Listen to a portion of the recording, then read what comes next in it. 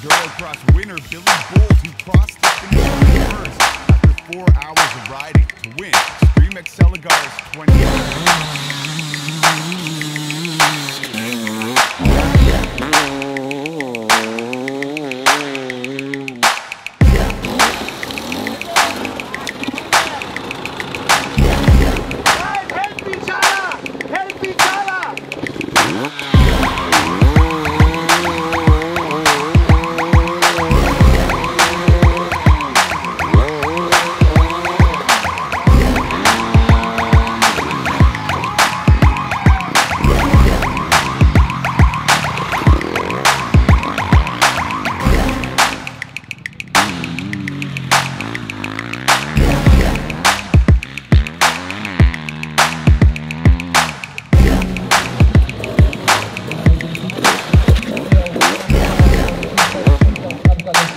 The high line.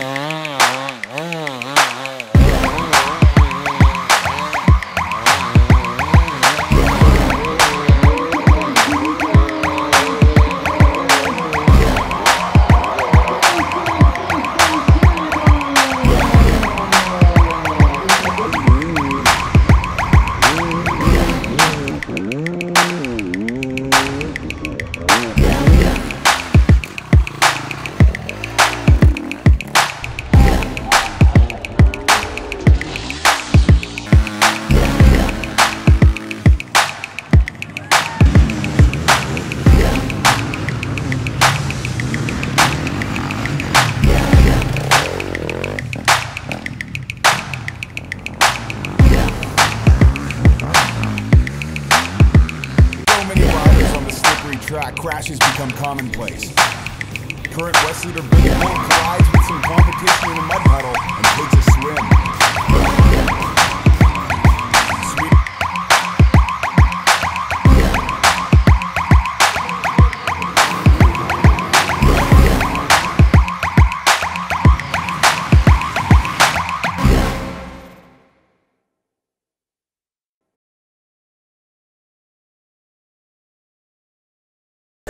In the extreme side of things, us guys are sort of pushing the physics and pushing what's possible almost. Whereas when I go to the motocross track or the enduro special test, I'm nowhere near this level, and I need to understand the physics. It's almost the complete opposite. Whereas in extreme, we're pushing the limits and almost inventing and pushing the limits of how you make a section.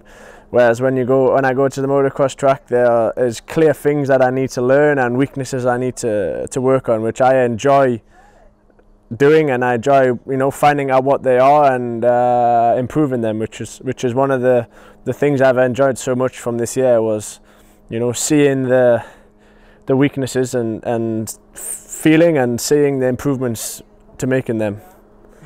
But when us extreme riders go to the motocross track or to ride fast, we are at the complete other end of the scale to this. Instead of pushing the physics, we have to understand the basic physics, which I'm enjoying learning. It's good fun.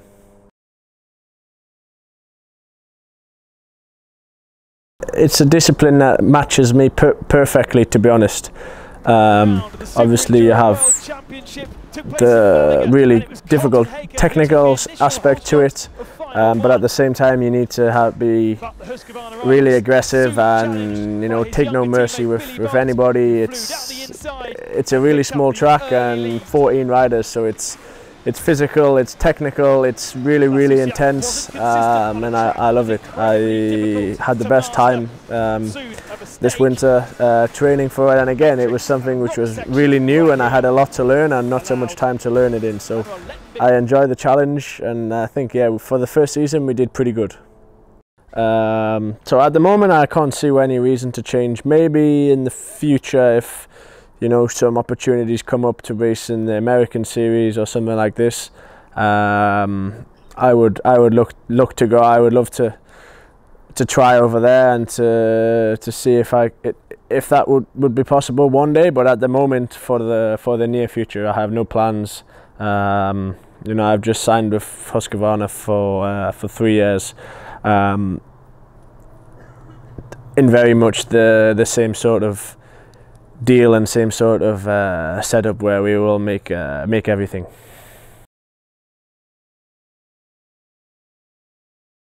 To be honest, it was. I wasn't too proud of that because it was really quite dangerous. You know, if it was in the same situation, I wouldn't have made this line. But I had made this line for, you know, the laps before this, and really it was because it was the final of these mounds of sand. I thought. This one isn't so bad to jump because it's flat on the other side. But you know, the guy, I actually know who he is. He's an English guy. He obviously made some mistake on the other side, which was pretty rare. And for someone to be stuck there is you know, is quite uncommon. That's why I was making this line. But after I seen him, and I obviously, you know, I don't think I was too close, but again, I wasn't so far away, and it's not something you want to do so many times. You don't want to push the luck with this, so I stopped making this line like this. But you know, I think we're pretty lucky. I tried my best, obviously, to move as far away from him as possible, as I seen he was underneath me. But I think this one had I will admit, I think this one had a little bit of luck involved. But you know, he spoke to me afterwards, and he didn't seem as scared as I was. So I don't think it was too bad. We got away from that one safely. No one was hurt, so we'll take it and move on.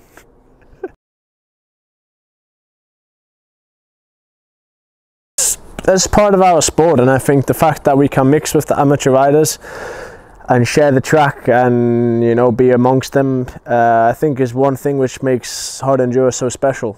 So I think this is something that all the pro riders sort of understand. And you know, when we are coming to lap some riders in some races and stuff, I think we all are in a race amongst the top guys, but we're also understanding that the fact that we can be so close to the hobby riders and so many people can be involved is also something that's special in our sport. So I think, well, for me anyway, I understand that you have to, you know, sometimes have a little bit of patience. Sometimes, although it seems like it's a big deal at the time, 10 seconds behind somebody or to wait for someone to move over, it isn't really so bad.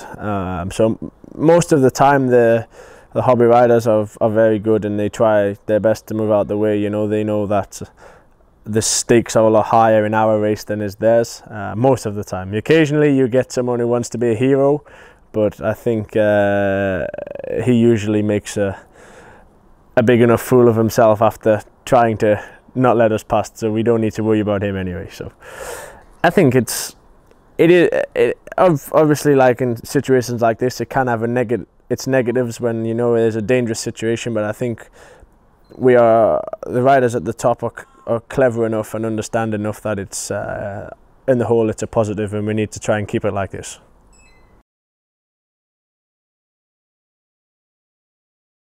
Every time I come here, it blows me away with how many riders there are and how enthusiastic they are. I think the sport is going really good, and it's really good how big it is becoming in Israel. You know, you have a lot of riders, but like you say, not so many racers. But I think it doesn't matter so much. You know, the guys everyone I've seen and noticed is happy and is enjoying riding and has, you know, they want to improve, but at the same time, I think they're just enjoying, you know, having fun. And I think for those guys, don't worry so much. I think, no disrespect, but most of them are too old to turn into professional riders now anyway. So just keep having fun, and you know, then when I'm pretty sure that a new generation will come very soon. Like already you have Suf and also Guy, both riding like really good, and you know, they have real good opportunities with the amount of traveling and training they are doing, which is really, really good to see. So I'm happy, and it's really good to see that you have for sure a strong breed of new riders coming through. I think then you will you know, really start to challenge and put a lot of names into the hard enduro world. A lot of riders, well, most of the riders I see here are so stiff and tense on the bike and fighting the bike. Like, they think that the harder they try and the more stiff they become, the more in control they are, when really it's quite the opposite. Especially in the terrain you have here, it's so rocky and it's so loose. You need to be really loose and relax and you know, let the bike do the hard work, but be in control of it. You know, so don't be stiff with the arms and legs. You know, bend, move. Your arms and legs are better than the suspension on your bike. Remember that. Thank you to the Riders for Riders guys and Husqvarna Israel and all of the team that helped with the 4 events we made here.